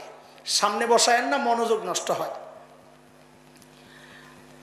এই বিষয়টা আমার অপ্রাসঙ্গিক। ইসমতে আম্বিয়া, সব নবীরা নিষ্পাপ। কিন্তু আজকের সমাজের কিছু মানুষ নবীদেরকে আসামির কাঠগড়ায় দাঁড় করাতে ব্যস্ত। উলামায়ে দেওবন্দ আহলুস সুন্নাহ ওয়াল জামাতের আকীদা হচ্ছে সমস্ত নবীরা কি? তো আল্লাহ যে বললেন আদম আলাইহিস সালাম আল্লাহর হুকুম অমান্য করছে, আল্লাহর হুকুম অমান্য কইরা ফল খাইছে। তো আদম আলাইহিস সালাম গুনাহ করছেন, তো আল্লাহ নিজেই বলেছেন। বলে বোকা, গুনাহ আর ভুল এই দুইটার পার্থক্য তুমি বুঝো না। আদম আলাইহিস সালাম গুনাহ করেন নাই, আল্লাহর হুকুম অমান্য করেছেন। আল্লাহর হুকুম অমান্য করা 2 রকম, একটা গুনাহ আর একটাকে বলে ভুল। আল্লাহর হুকুম অমান্য করেছেন এটা ঠিক। আল্লাহর হুকুম অমান্য করাটা 2 প্রকার, একটা হচ্ছে গুনাহ আর একটা হচ্ছে ভুল। একটা অপরাধ আর একটা ভুল। আল্লাহর হুকুম অমান্য যদি ভুলে হয় এটা গুনাহ না। যেমন রোজা রাইখা পানি খাওয়া জায়েজ নেই। এখন বুড়া, এই যে আমার পাশে বুড়া হুজুর, 2 পাশে 2 বুড়া, রোজা রাইখা কাহিল হয়ে গেছে, মনে নেই রোজা রাখছে। ঠান্ডা পানি দেখা সহ্য হয় না, যায় গটগট করে খাইতাস। সামনে বৈশা রয়েছে নাতি, নাতির জিম্মাদারি কি মাসআলা শরীয়তের জানেননি? চুপচাপ থাকা, দাদারে কিছু না খাওয়া, খাও খাও। খাওয়ার পর বলবা দাদা আপনার রোজা, তাকে খাওয়ার সুযোগ দেওয়া। খাওয়ার পর বলবে কি দাদা আপনার রোজা? হাই হাই ইন্নালিল্লাহ। দুনিয়ার কোনো মুফতি সাহেব আসেনি এই কথা বলবে তার রোজা ভেঙে গেছে, গুনাহ হয়েছে। কিন্তু আল্লাহর হুকুম অমান্য হয়েছে কিনা? কথা কয় না। বোঝা গেল আল্লাহর হুকুম অমান্য হইলেই গুনাহ হয় না। আল্লাহর হুকুম অমান্য হইলে গুনাহ কখন হয়? যদি দাদা ইচ্ছা করে খাইতো। আদম আলাইহিস সালাম আল্লাহর হুকুম অমান্য করছেন ঠিক, কিন্তু গুনাহ করেন নাই। কেন? বলে আদম আলাইহিস সালাম কাজটা ইচ্ছা করে করেন নাই। আদম যে ইচ্ছা করে করে নাই, আপনি কি আদমের দিল খুলা দেখছিলেন? বলে গাদা তুই দেখছিলি? তুইও দেখোস নাই, আমিও দেখি নাই। যেই মালিক দিলের খবর জানেন ওই মালিক বলেছেন। মালিক কি বলেছেন? ফানাসিয়া আদম ওয়ালাম নাজিদ লাহু আজমা। আদম ভুলে গেছিল, আমি আদম কাজটা ইচ্ছা করে করছে এমনটা পাই নাই। তো কি বোঝা গেল? হযরত আদম আলাইহিস সালাম কাজটা ইচ্ছা করে করছেন না ভুলে করছেন? সূরা নাসর, ইযা জা নাসরুল্লাহি ওয়াল ফাth, এই সূরার তাফসীর করতে যায়া বড় এক আলেম, অনেক বড় আলেম, তার কলমের অনেক ধার, তিনি লিখেছেন আল্লাহ তাআলা নবীকে বলেছেন ফাসাব্বিহ বিহামদি রাব্বিকা ওয়াস্তাগফির ইন্নাহু কানা তাওয়াবা।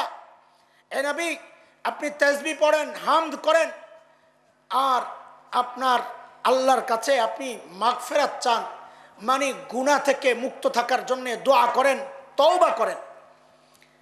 এখন লাভ দিয়ে উঠছে, দেখছো দেখছো, আল্লাহ নবীকে তওবা করতে বলছে, ইস্তেগফার করতে বলছেন। তো নবী যদি গুনাহ না করবেন তো আল্লাহ তাআলা ইস্তেগফার পড়তে বলছেন কেন? নিশ্চয়ই নবী গুনাহ করছেন, এই জন্য আল্লাহ ইস্তেগফার পড়তে বলছেন।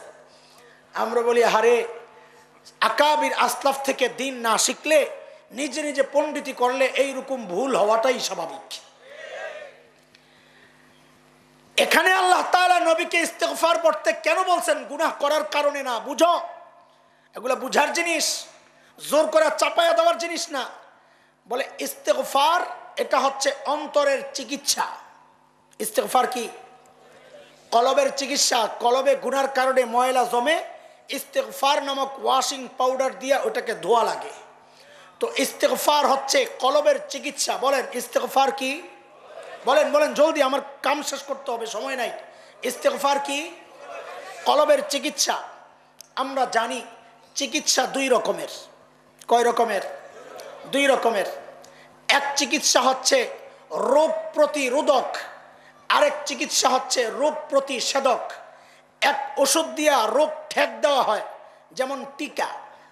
যেমন কি? টিকা। টিকা বিভিন্ন ভাইরাসের জন্য টিকা দেওয়া হয়, ওই রোগটা হওয়ার পরে না হওয়ার আগে? বলেন না। টিকা রোগ হওয়ার আগে দেয় না পরে দেয়?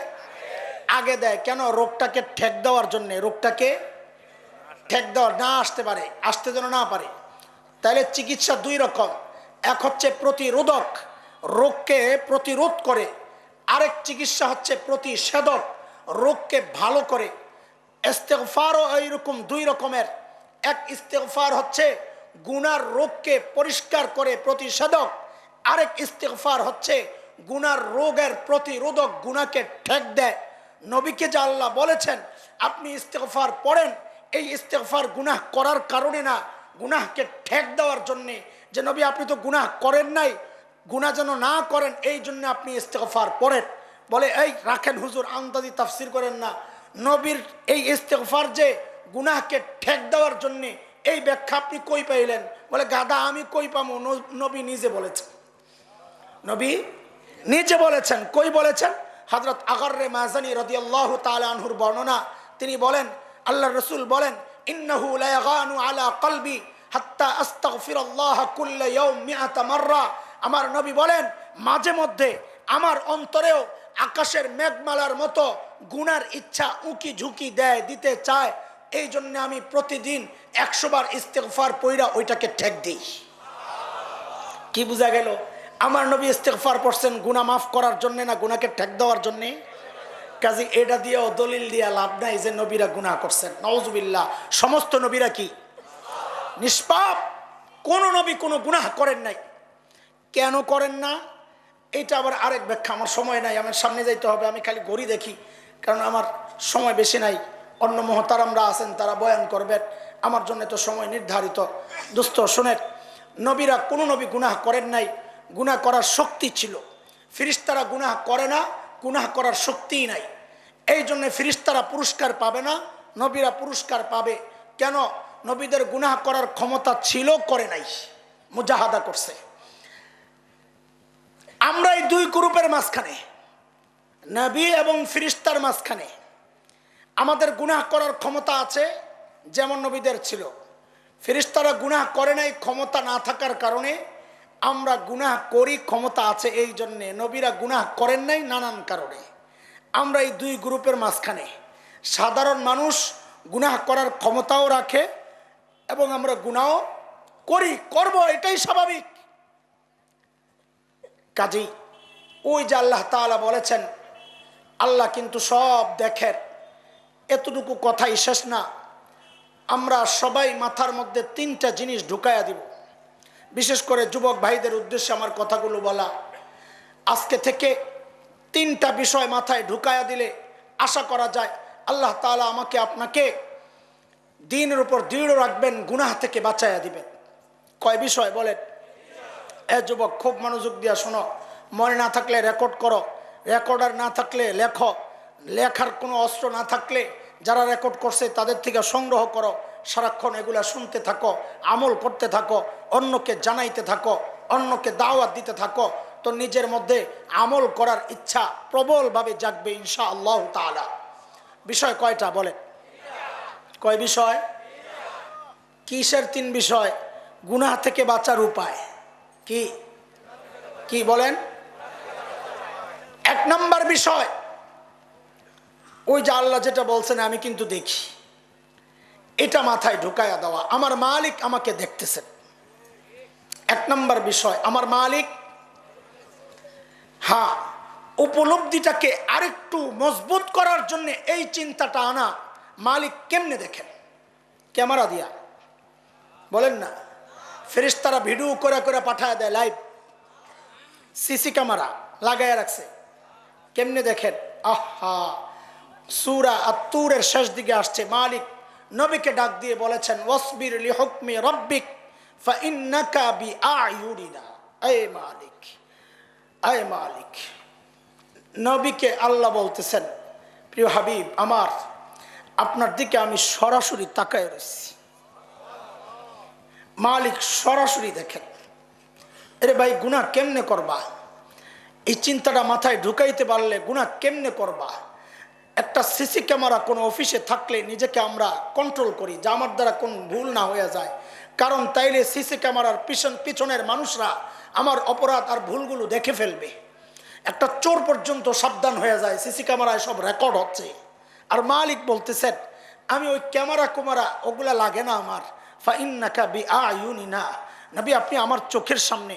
নবীকে বলেন নাই আল্লাহ, শুধু আমাদেরকেই বলেছেন, মানে আল্লাহ আমার আর আপনার দিকে তাকায় আছেন তো কেমনে? সরাসরি। কেমনে তাকায় আছেন?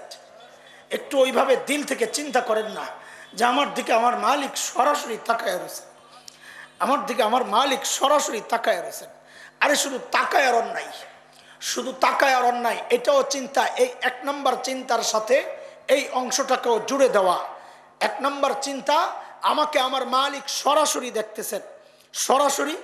এর সাথে এটাকেও যুক্ত করা, খালি দেখেন না, মালিক পেছন থেকে ডাকেন, মালিক পেছন থেকে ডাকেন। কি বইলা ডাকেন? কোরআনে আসছে, কোরআনের কথা এগুলো, আমার কথা না। মালিক পেছন থেকে কি বইলা ডাকেন? মালিক ডাক দেন, ইয়া আইয়ুহাল ইনসান মা গররাকা বিরাব্বিকাল কারীম الذي خلقك فسواك فعدلك في أي صورة ما شاء ركبك। মালিক ডাক দিয়া কি বলেন ওইটা বুঝার জন্য আরেকটা জিনিস একটু বুঝা তারপর এটা বুঝেন। মালিক ডাক দিয়া বলেন, এটা বুঝেন পরে, আগে বলেন আল্লাহ আল্লাহর রসুল ছাড়া মানুষের মধ্যে আমাদের জন্য সবচেয়ে বেশি মায়া কার? বলেন না। এই কথাটা বলতে কি কোনো দ্বিধা আছে? বলেন না। সবচেয়ে বেশি মায়া কার? আরে আল্লাহ ছাড়া, নবী ছাড়া সবচেয়ে বেশি মায়া কার? মার মার কার সবচেয়ে বেশি মায়া? আরে কত মায়া, কত মায়া, আল্লাহু আকবার। আরে ভাই, ওটা মাই জানে মার কলিজায় কত মায়া। আর যেই পোড়া কপাল হতভাগার মা মারা গেছে, সেও কিছু টের পায় মার কলিজায় আল্লাহ কত মায়া দিছেন। 4 বছর আগে মা যখন জীবিত ছিলেন, যখন ঘরে ঢুকতাম, আহা, ঘরে ঢুকতাম তো মধ্যরাতে, বেশিরভাগ শেষ রাতে তাহাজ্জুদের ওয়াক্তে ঘরে ঢুকে দেখতাম, আহারে বিবি ঘুমায়, ছেলে ঘুমায়, মেয়ে ঘুমায়, একজন মানুষ জেগে আছেন, জায়নামাজ বিছায়া বসে আছেন। কখন নামাজ পড়েন, কখনো তেসবি, কখনো চুপচাপ। মাঝে মধ্যে কাছে গিয়ে জিজ্ঞেস করতাম, মা ঘুমান না? তো বলতেন, বাবারে যতক্ষণ বাহিরে থাকো ঘুম তো আসে না, এর নাম তো মা, এর নাম তো মা।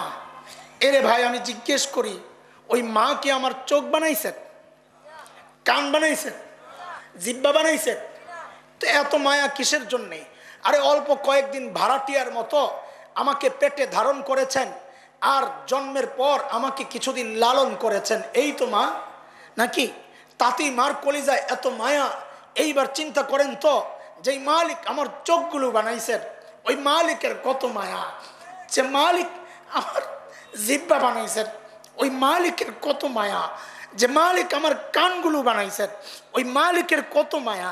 যে মালিক আমার সব অঙ্গ প্রত্যঙ্গ বানাইছেন, ওই মালিকের কত মায়া। আরে ওই মায়ার ডাকটাই তো মালিক দিচ্ছেন এই আয়াতে, ইয়া আইয়ুহাল ইনসান মা গররাকা বিরাব্বিকাল কারীম আল্লাযী খালাকাকা ফাসাওয়াকা ফাআদালাক ফি আই সূরাতিন মা শাআ রাক্কাবাক। মালিক বলেন, আমি যখন গুনাহ করি, আমি যখন চোখের গুনাহ করতে থাকি, তো মালিক ডাক দিয়া বলেন, এই হাসান জামিল, তোর এই চোখ তো তোর ওই মাশরাফি দেয় নাই রে, এই চোখ তো আমি আল্লাহ তোরে দিছি। আমি যখন সিনেমা দেখতে থাকি, তো মালিক ডাক দিয়া বলেন, এই বেটা, তোর এই চোখ তো তোর ওই নায়ক নায়িকা দেয় নাই, আমি আল্লাহ দিছি। আমি যখন গান শুনতে থাকি, তো মালিক ডাক দিয়া বলেন, এই তোর এই কান তো ওই গায়ক গায়িকা দেয় নাই, আমি আল্লাহ দিছি। আমি যখন নেতার পক্ষে কথা বলতে গিয়া মালিকের নাফরমানি করি, তো মালিক ডাক দিয়া বলেন, এরে আমার বান্দা, তোর এই জবান তো তোর নেতা দেয় নাই, তোর এই জবান তো আমি আল্লাহ দিছি। আমার দেওয়া জবান দিয়া তুই আমার সাথে নাফরমানি করস, আমার দেওয়া চোখ দিয়া তুই আমার সাথে নাফরমানি করস, আমার দেওয়া কান দিয়া তুই আমার সাথে নাফরমানি করস। কেন রে? মা গররাক মা গররাক মা গররাক বিরাব্বিকাল কারীম। ওই করিম রবের ব্যাপারে তোকে কে ধোকায় ফেললো? কে ধোকায় ফেললো? কে তোকে নেয়ামত দিছে? আরে আমি যা দিছি কে তোকে দিছে? কেউ তোকে দেয় নাই। এরে বান্দা, তুই কেন আমাকে ভুলে গেলি? এরে ভাই আমার, আমি আর তুমি যখন গুনাহ করি, মালিক তো এইভাবে ডাকতে থাকেন। এই চিন্তাটা মাথায় ঢুকাও, এক নম্বর চিন্তা মাথায় ঢুকাও, আমাকে আমার মালিক সরাসরি দেখতেছেন, শুধু দেখেন না, পিছন থেকে ডাকতেছেন। এক নম্বর চিন্তা। দুই নম্বর চিন্তা, মালিকের অনুগত ফেরেশতারা যা বলি যা করি সব লিখতেছে। কি হবে উপায়? উপায় কি হবে মালিক তাও জানায়া দিছেন। সূরা কাহাফ আয়াত 49-এ মালিক জানায়া দিছেন কি হবে। ওই আমল নামা নিয়ে একদিন চিৎকার করবা, একদিন আফসোস করবা। কি বলে বলে? মালি হাদাল কিতাব লা ইউগাদিরু সগীরা ওয়ালা কাবীরা ইল্লা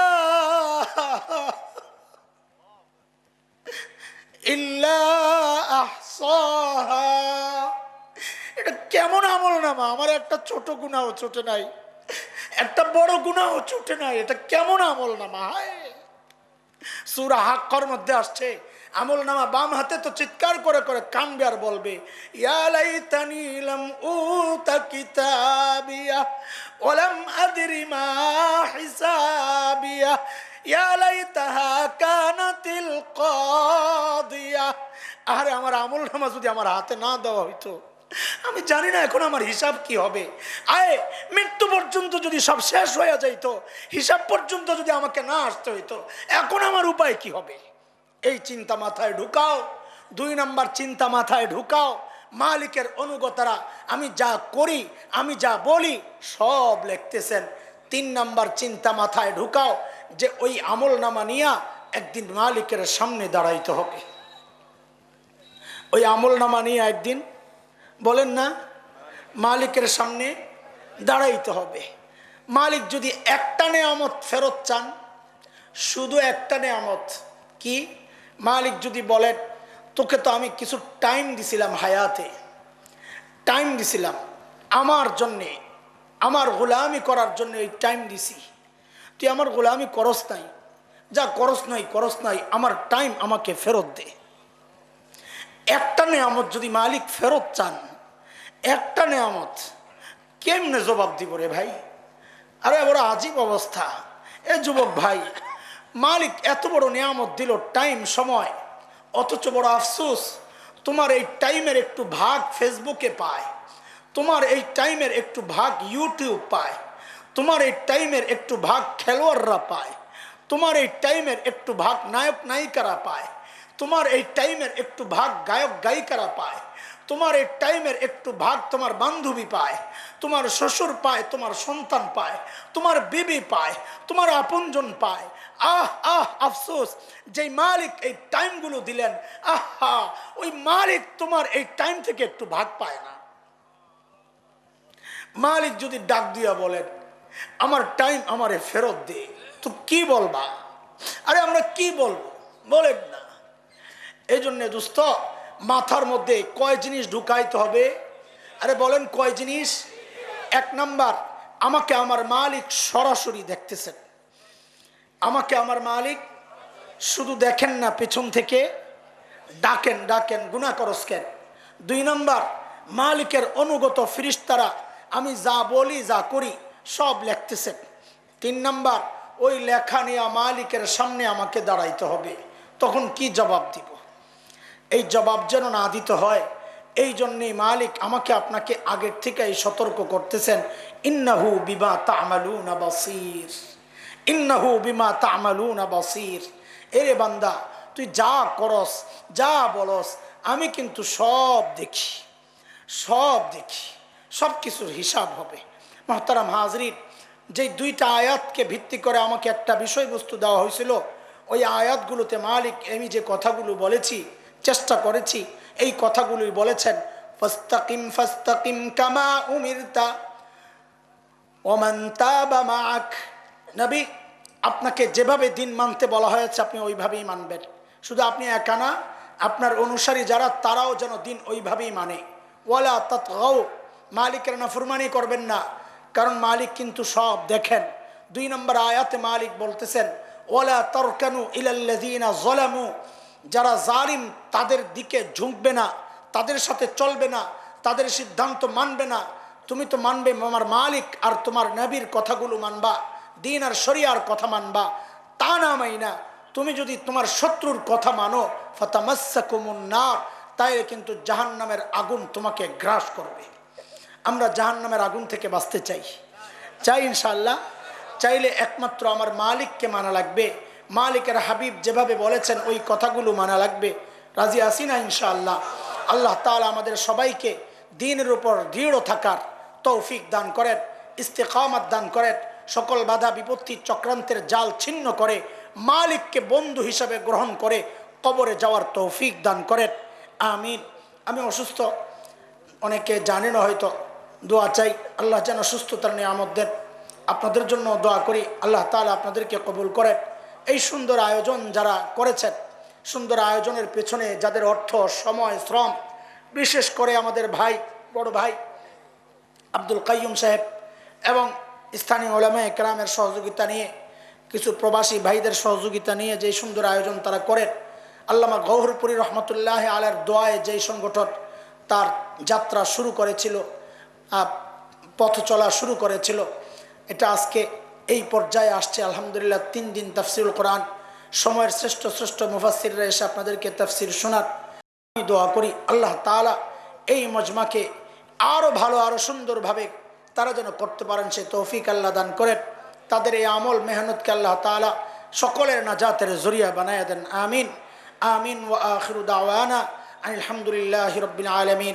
সুবহানাল্লাহি ওয়া বিহামদি, সুবহানাকাল্লাহুম্মা বিহামদিক, আশহাদু আল্লা ইলাহা ইল্লা আনতা আস্তাগফিরুকা ওয়া আতুবু ইলাইক। আসসালামু আলাইকুম ওয়া রাহমাতুল্লাহি ওয়া বারাকাতুহু। দোয়া তো করলাম। اللهم صل على سيدنا محمد عبدك ورسولك وصل على المؤمنين والمؤمنات والمسلمين والمسلمات.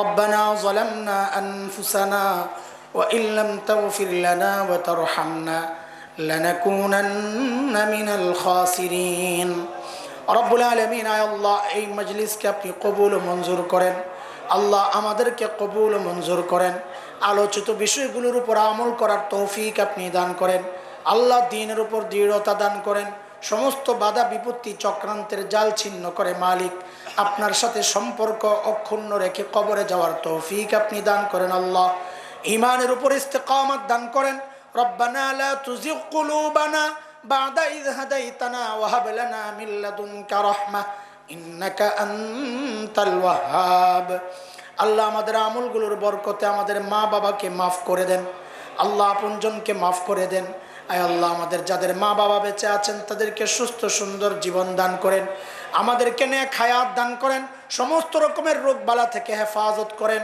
আল্লাহ যারা ঋণগ্রস্ত ঋণ থেকে মুক্তি দিয়ে দেন আল্লাহ যে বাবা মা সন্তানদেরকে নিয়ে পেরেশানিতে আছেন আল্লাহ ওই বাবা মার পেরেশানি আপনি দূর করে দেন আল্লাহ মাওলা করিম আয় আল্লাহ মালিক আমরা যারা হাত উঠাইছি মালিক আমাদের জীবনের গুনাহগুলো মাফ করে দেন আল্লাহ আয় আল্লাহ আর করব না তওবা করতেছি আপনি মাফ করে দেন আল্লাহ যেভাবে চললে আপনি খুশি হবেন ওইভাবে চলার তৌফিক আপনি দান করেন মালিক আয় আল্লাহ অনেকে এই সুন্দর আয়োজনে যারা সহযোগিতা করেছেন অর্থ দিয়ে সময় দিয়ে শ্রম দিয়ে পরামর্শ দিয়ে আয় আল্লাহ যে যেভাবে নিজেকে এই তাফসীরুল কোরআন মাহফিলের সাথে সম্পৃক্ত করেছেন মালিক প্রত্যেকের আমলকে নাজাতের জরিয়া বানায় দেন আয় আল্লাহ দেশ বিদেশের অনেকেই দোয়া চেয়েছেন প্রবাসী ভাই বোনরা দোয়া চেয়েছেন মালিক প্রত্যেকের দিলের নেক মাকসাদ আপনি পুরা করে দেন আল্লাহ সকলকে দুনিয়ামুখী হওয়া থেকে হেফাজত করেন আল্লাহ আমাদের সবাইকে আখিরাত মুখী বানায় দেন মালিক